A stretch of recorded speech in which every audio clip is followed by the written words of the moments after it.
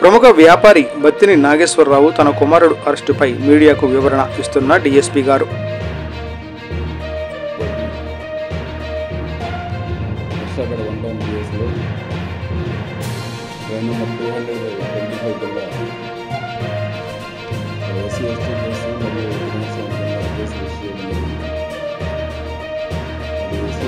కాబట్టి డిఎస్పీ గారు ఇన్వెస్టిగేషన్ చేయాలి కాబట్టి నేను డిఎస్పీ గారు ఇన్వెస్టిగేషన్లో భాగంగా ఇన్వెస్టిగేషన్ టేకప్ చేశాను.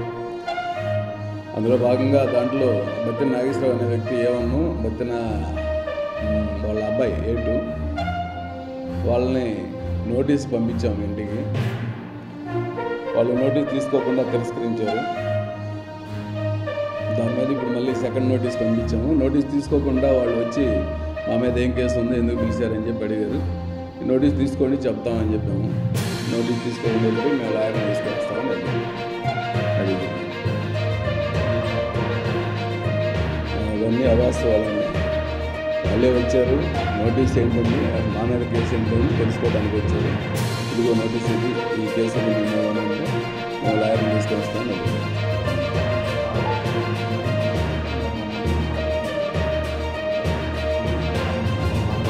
అది నోటీసే తీసుకోలేదని చెప్తున్నాం కదండి.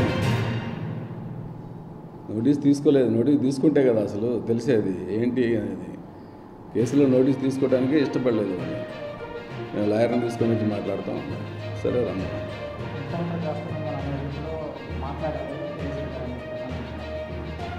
ఏదైనా మాట్లాడతారండి. బయటికి పోయినాక వాళ్ళ ఇష్టం మాట్లాడే హక్కు వాళ్ళకు ఉంటుంది. నువ్వు మాట్లాడొద్దని మేము చెప్పలేము. ఉన్న వాస్తవం అయితే ఇది.